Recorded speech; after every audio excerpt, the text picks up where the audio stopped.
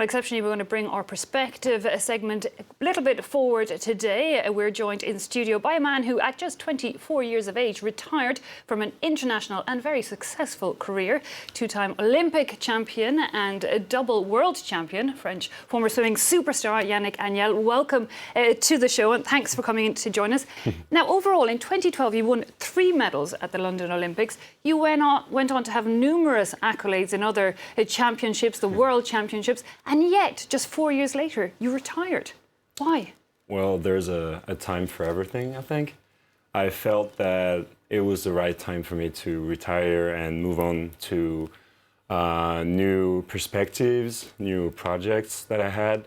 I've spent actually around 10 years in the national team, so I really felt that, I've seen a lot of stuff.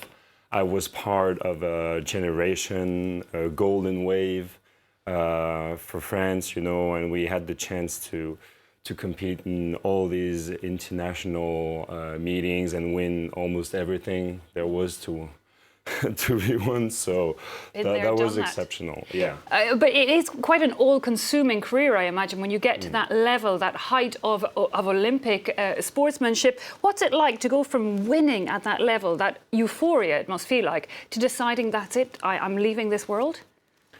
Well, there's a process. There's clearly a process. I didn't wake up one day telling myself, okay, now I'm done with that. But I just felt that it was the right time, and I'm still not done with the whole swimming universe, the sports area. So I'm still proactive in that field. I'm trying to help the people around me make this world a better place, but with other means. And it doesn't mean I'm really far from the swimming pool. Now, you have a strong American accent when you speak to us in English, and that might be helped by the fact that you did spend many years in the United States during your swimming career.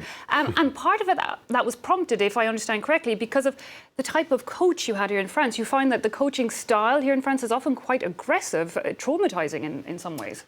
Well, it depends on the coach, and it depends on the place. But the place where I used to train, my kind of hometown, which is Nice on the French Riviera, used to be more of a Russian style, if I can put it this way. But yeah, I wish I had your accent though. The Irish sounds one. pretty. Yeah, sounds pretty.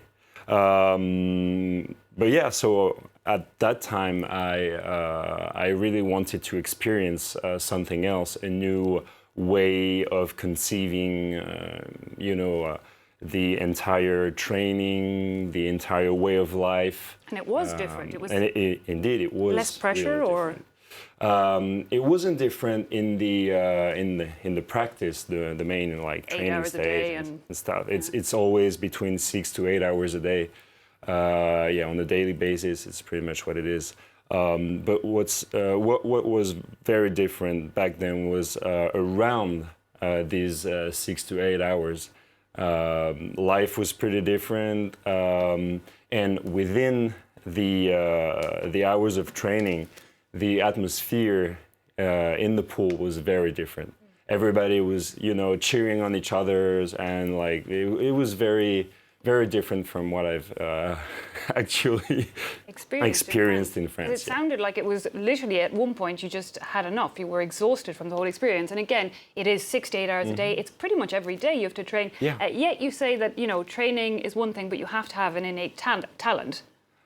Yeah, or a true passion for swimming. That's true.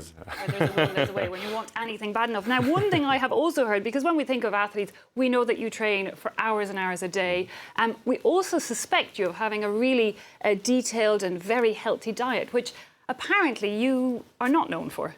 No, I'm not. I'm clearly not. I've tried for many years to tell everybody to eat, kind of balanced and healthy and all that, but it wasn't the case for me. So maybe that's one of the points that actually got me into telling myself, well, it's time. It's time to change my lifestyle. It's time now. But I'm really happy that I am,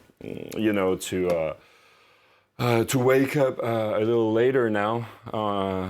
on a daily basis, that's pretty sweet. Now, one thing, Yannick, as well as all these cliches I'm bringing out about the time you spent in the pool, the diet, also when we see Olympian level athletes, we do suspect that they're getting some chemical help or doping. Is that also the atmosphere that you experienced?